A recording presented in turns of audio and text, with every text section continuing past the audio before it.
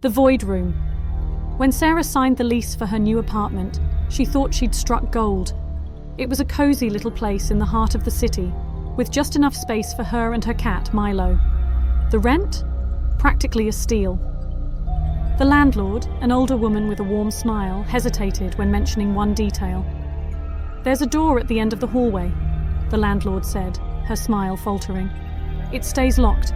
Please don't try to open it. It's best left alone." Sarah shrugged it off, probably a storage room.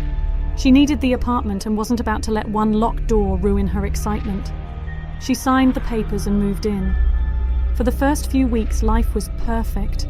Sarah loved the sunlight streaming through the bay window, and Milo enjoyed exploring every corner. The locked door didn't even cross her mind, until one night.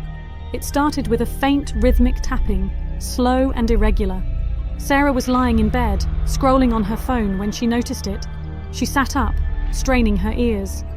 The sound was coming from the hallway. "Milo!"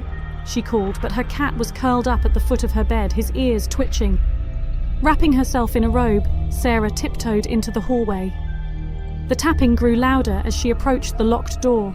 Pressing her ear to the wood, she thought she heard whispering, faint enough to doubt herself. Shaking her head, she muttered, "Old building." Creaky pipes, nothing to worry about. But the unease lingered. The tapping continued sporadically, always in moments of silence.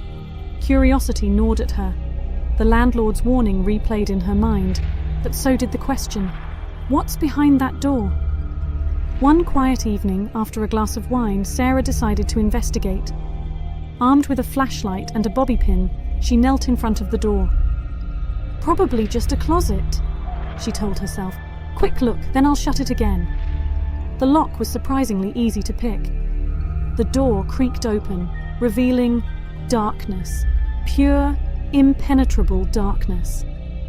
Sarah frowned, shining her flashlight, but the beam didn't penetrate the blackness. It was as if the light was swallowed whole. A chill ran down her spine. The air was heavy and cold, carrying a faint metallic tang. Milo appeared, hissing and arching his back, his fur bristling. Then she noticed it, whispering. Clearer now, overlapping voices murmuring in an incomprehensible language. Her instincts screamed to close the door, but she couldn't. The darkness was pulling her. Her head felt light, her vision fuzzy. She stepped closer, peering in. "Sarah," a voice whispered. It wasn't coming from the dark. It was inside her head. She stumbled back, heart racing. The whispering grew louder, frantic. Milo yowled and bolted down the hallway. Sarah's hand shot out to slam the door shut, but before she could, the darkness shifted. Something massive and wrong moved within. Tentacles, eyes, teeth. All and none at once. Then she saw it, a single, impossibly large eye opening in the void, staring directly at her. It wasn't just looking, it was unmaking her, peeling away thoughts, memories, her very self. She screamed, slamming the door shut and twisting the lock. The whispering stopped. That night, Sarah barely slept. Every creak, every gust of wind sent her heart racing. Milo refused to leave the bed. By morning, she convinced herself it was a hallucination, a trick of her mind. But deep down, she knew better. She called the landlord. "What's behind the door?" she asked, voice trembling. A long pause. "I told you not to open it. You should have listened," the landlord said grimly, then hung up. That night, the tapping returned. But it wasn't coming from the door. It was coming from her bedroom walls. When Sarah turned off the lights, she swore she saw the faint outline of an impossibly large eye staring back at her from the darkness. She didn't have time to scream before the darkness spilled from the walls like thick, living ink. It enveloped her, pulling her into its suffocating embrace.